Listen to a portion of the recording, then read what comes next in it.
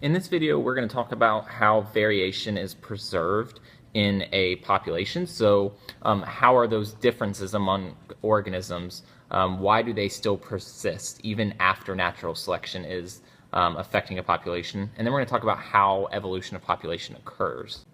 So like I said, you may think that natural selection actually gets rid of variation because natural selection is essentially targeting a specific phenotype or genotype or group of those that it's best adapted. And so you may ask yourself, well, is variation really preserved because natural selection is acting? Well, nature actually has a lot of, I guess, off balances, to the best way to explain that, to preserve those differences that we see in individuals. And we're going to go through those now. The first is this idea of balanced polymorphisms, and this results from disruptive selection. So remember, disruptive selection is when both extremes are going to be favored. So because we have both extremes, which are two different phenotypes, we have a balanced polymorphism. So we're actually preserving variation by having those two different phenotypes.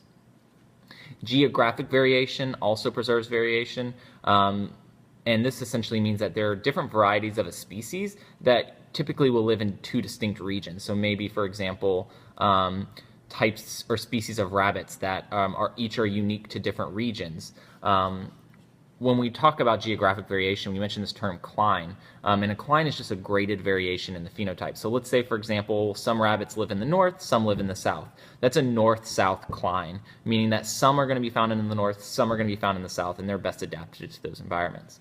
Sexual reproduction, we've talked about, independent assortment, crossing over, and random fertilization, all increases and maintains variation. And then outbreeding. This is the opposite of inbreeding. So this is when mating organisms mate with one another and they're not closely related, which is the opposite of inbreeding. 4 more ways to preserve variation. Diploidy, remember that we are diploid, so we have a 2n or twice the number of chromosomes, and because of that we can actually cover up some of those harmful alleles, or have different combinations of genotypes. So some individuals can be homozygous dominant, some can be heterozygous, some can be homozygous recessive. So that diploidy really plays into variation within a population. There's this idea of a heterozygote advantage, and this is when heterozygotes or hybrid individuals are selected for because they have greater reproductive success. So the best example of this is individuals who are heterozygous for sickle cell anemia are actually resistant to malaria. Sickle cell anemia is an autosomal recessive disease. If they're homozygous dominant, they're not going to have sickle cell, but they are susceptible to malaria. And so heterozygotes have an advantage in that environment. Frequency-dependent selection is another way to preserve variation.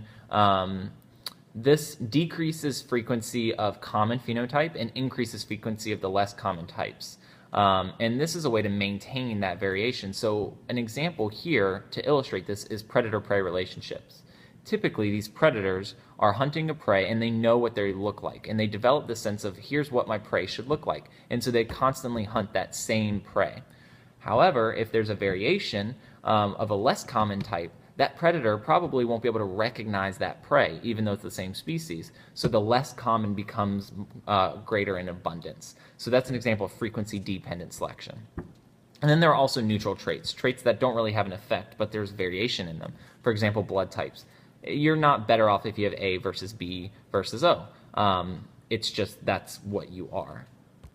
Moving quickly through this video, I want to talk quickly about how evolution of populations occurs. The first is through genetic drift, and this is the change in the gene pool due to chance. So the gene pool is the collection of all of the genes in a population, and we can break those genes down to alleles. Remember, there's 2 alleles for each gene, like for example, big A, little a. And so genetic drift can occur 2 ways. The first is the bottleneck effect, which I've kind of illustrated down here. The bottleneck effect occurs when a population is reduced unselectively. Typically what that means unselectively is through, for example, like a natural disaster, or it sounds kind of weird, but like a murdering spree, essentially. And so an example is in the Tay-Sachs, which is an autosomal recessive in the Jewish population. The reason Tay-Sachs is so common in this population is because I can't remember the year, but there was a time where the Jewish population, there was a mass murdering. And so it left only a few individuals in that Jewish population. And it so happened that a couple of them had that Tay-Sachs disease. So because the population was reduced dramatically and that bad or harmful gene was in that new generation or that new area, it allowed Tay-Sachs to be very prevalent in that Jewish population. And then you also have the founder effect. And this is when a small population is going to break away from a larger one and colonize a new area.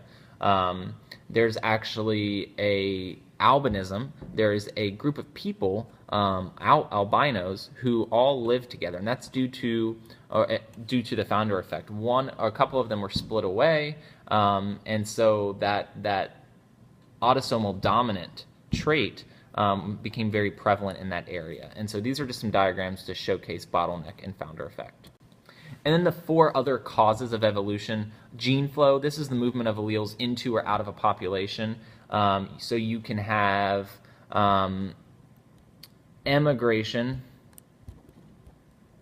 which is alleles leaving a particular area, and then you have immigration, which is alleles coming into a particular area. Mutations, remember, those are random changes in the DNA that cause some new genotype or phenotype that makes an organism better off than others. Non-random mating, this is the idea that individuals choose their mates for specific reasons. They don't just go out and say, oh, you're great, I'm just going to choose you.